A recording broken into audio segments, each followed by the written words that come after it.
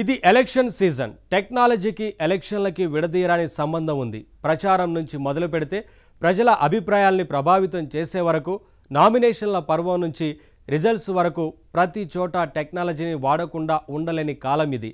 అయితే ఇప్పుడు కొత్త తరం టెక్నాలజీ కొన్ని కొత్త ప్రశ్నలు రేపుతోంది. ముఖ్యంగా డీప్ ఫేక్ టెక్నాలజీ ఈ ఎలక్షన్లలో ప్రముఖ పాత్ర వహిస్తుండడం చర్చనీయాంశం అవుతోంది. ఒకరిని మరొకరిగా చూపించగలిగే ఈ టెక్నాలజీని పాజిటివ్గా తీసుకోవాలా, నెగిటివ్గా తీసుకోవాలా, ఆ విషయంలోనే డైలమాలో పడుతున్నారు పరిశీలకులు.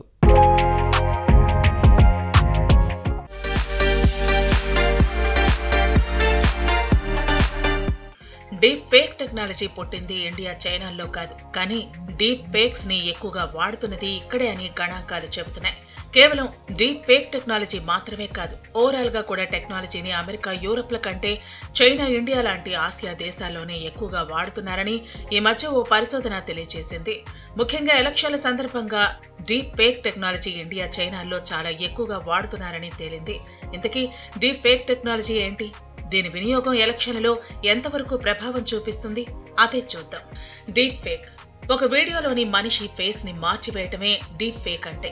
ఆ విధంగా ఒక వ్యక్తి ఫేస్ మార్చేసి అతను చేయని విషయాన్ని చేసినట్టుగా చూపించటం, అతను మాట్లాడిన విషయాన్ని మాట్లాడినట్టుగా భ్రమింపచేయటం, ఇవన్నీ డీప్ ఫేక్ టెక్నాలజీతో సాధ్యం. ఇప్పుడు ఇండియాలో ఇదే జరుగుతోంది. ఎలక్షన్ సందర్భంగా ముఖ్యంగా రాజకీయ నాయకుల డీప్ ఫేక్స్ తో ఎంతగానో పెరిగిపోయాయట. నిజానికి ప్రజాస్వామ్య దేశాల్లో ఎలక్షన్ టైంలో ఇలాంటి టెక్నాలజీ వాడకం లేనిపోని ప్రమాదాలు తీసుకురావచ్చు. అయితే ముఖ్యంగా భారతీయ యూజర్లు దీన్ని అధిక శాతం పాజిటివ్ అవసరాలకే వాడుతున్నారట.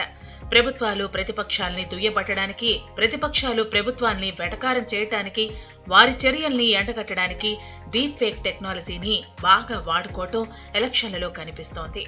జాతీయ స్థాయిలో ఉన్న మోదీ, రాహుల్ వీడియోలు మాత్రమే వివిధ రాష్ట్రాల ఎలక్షన్లలో అనేక మంది రాష్ట్ర స్థాయి లీడర్స్ ముఖాల్ని కూడా వేరే వీడియోలతో మిక్స్ చేసి ప్రచారాలు సాగిస్తున్నారు జనం. అందులోనూ స్మార్ట్ ఫోన్లు పెరిగిపోయాక, సోషల్ మీడియా పూర్తిగా జనం చేతిలో అందుబాటులోకి వచ్చేశాక డీప్ ఫేక్స్ ని వాడటం ఎక్కువైంది. అందులోనూ ఇది ఎలక్షన్ సీజన్ కాబట్టి ప్రచారాలకి ఈ టెక్నాలజీ బాగా ఉపయోగపడుతుంది. అయితే సరదా కోసం డీప్ ఫేక్స్ చేస్తే పర్వాలేదు, కానీ నిజంగా ఒక నాయకుడు అనని మాటల్ని అన్నట్టుగా చూపించినప్పుడు అది నిజమైన వీడియో కాదని, డీప్ ఫేక్ అని స్పష్టంగా తెలియజేయాలి. లేదంటే అది నేరం అవుతుంది. ముఖ్యంగా ఎలక్షన్ టైంలో ఇలాంటి తప్పుడు ప్రచారాలు గొడవలు తీసుకొస్తాయి. జాతీయ స్థాయిలో మోదీ, రాహుల్ గాంధీ డాన్సులు చేస్తున్నట్టు వీడియోలు వచ్చాయి.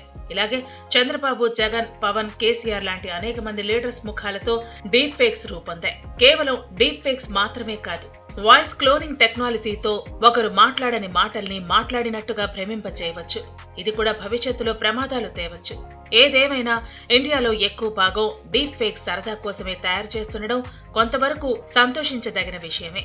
అయితే హద్దులు దాటి లీడర్లని కించపరిచేలా, తప్పుడు వార్తల్ని ప్రచారం చేసేలా డీప్ ఫేక్స్ తయారు చేస్తే మాత్రం అది సీరియస్ విషయం అవుతుంది.